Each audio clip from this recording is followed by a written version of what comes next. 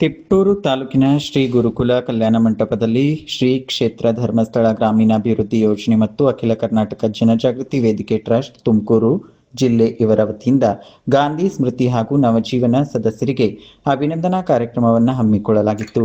ಕಾರ್ಯಕ್ರಮದ ಮೊದಲು ನಗರದ ಗಣಪತಿ ಪೆಂಡಾಲ್ನಿಂದ ಗುರುಕುಲ ಕಲ್ಯಾಣ ಮಂಟಪದವರೆಗೆ 1000ಕ್ಕೂ ಮಿಕ್ಕಿದ ಜನಸಮೂಹದೊಂದಿಗೆ ಯಶಸ್ವಿ ಜಾಥಾ ಕಾರ್ಯಕ್ರಮವನ್ನು ಹಮ್ಮಿಕೊಳ್ಳಲಾಯಿತು. ರಾಜ್ಯ ರೈಲ್ವೆ ಮತ್ತು ಕೇಂದ್ರ ಜಲಶಕ್ತಿ ಸಚಿವರಾದ ವಿ ಸೋಮಣ್ಣ ಹಾಗೂ ತಿಪ್ಟೂರು ತಾಲೂಕಿನ ಜನಪ್ರಿಯ ಶಾಸಕರಾದ ಕೆ ಷಡಾಕ್ಷರಿಯವರು ನೇತೃತ್ವದಲ್ಲಿ ದೀಪವನ್ನು ಪ್ರಜ್ವಲಿಸುವ ಮುಖಾಂತರ ಗಾಂಧಿ ಸ್ಮೃತಿ ಕಾರ್ಯಕ್ರಮಕ್ಕೆ ಚಾಲನೆ ನೀಡಲಾಯಿತು. ಕಾರ್ಯಕ್ರಮವನ್ನು ಉದ್ದೇಶಿಸಿ ಮಾತನಾಡಿದ ಕೇಂದ್ರ ಸಚಿವರಾದ ವಿ ಸೋಮಣ್ಣ, ಧರ್ಮಸ್ಥಳ ಕ್ಷೇತ್ರದ ಧಾರ್ಮಿಕ ಶಕ್ತಿ ಹಾಗೂ ಅಲ್ಲಿಯ ಭಕ್ತಿ ಭಾವದ ಬಗ್ಗೆ ತಿಳಿಸುತ್ತಾ, ಸಾವಿರಾರು ವರ್ಷಗಳಿಂದ ಧರ್ಮಸ್ಥಳ ಕ್ಷೇತ್ರದಲ್ಲಿ ಧಾರ್ಮಿಕತೆಯ ವಿಧಿವಿಧಾನಗಳನ್ನು ಅನುಸರಿಸುತ್ತಿದ್ದು, ಪೂಜ್ಯ ಡಾಕ್ಟರ್ ಡಿ ವೀರೇಂದ್ರ ಹೆಗ್ಗಡೆಯವರ ಪಟ್ಟಾಭಿಷೇಕವಾದ ನಂತರ ಕ್ಷೇತ್ರವು ಪ್ರಪಂಚದುದ್ದಗಲಕ್ಕೂ ಧಾರ್ಮಿಕತೆಯನ್ನ ಸಾರುವುದರೊಟ್ಟಿಗೆ ಪೂಜ್ಯರ ದೂರದೃಷ್ಟಿಯ ಫಲದಿಂದ ರಾಜ್ಯದ ಬಡ ಜನತೆಯ ಏಳ್ಗೆಗೆ ಹಗಲಿರುಳು ಶ್ರಮಿಸುತ್ತಿರುವುದು ಶ್ಲಾಘನೀಯವೆಂದು ತಿಳಿಸಿದರು. ರಾಜಕಾರಣ, ಅಧಿಕಾರ ಒಂದು ಕಡೆ, ಧಾರ್ಮಿಕ ಚಿಂತನೆಗಳು, ರಾಷ್ಟ್ರ ನಡೆದು ಬಂದ ದಾರಿ, ಈ ದೇಶಕ್ಕೆ ಧರ್ಮಸ್ಥಳದಿಂದ ಕೊಟ್ಟಿರ್ತಕ್ಕಂಥ ಕೊಡುಗೆ ನಾವ್ಯಾರು ಕೂಡ ಊಹಿಸೋದಕ್ಕೂ ಕೂಡ ಸಾಧ್ಯತೆ ಇಲ್ಲ. ನಾನು ನನ್ನ ಪದ ಕೊಟ್ಟಾಗ ಏನು ಮಾಡಿದ ಹೆಸರು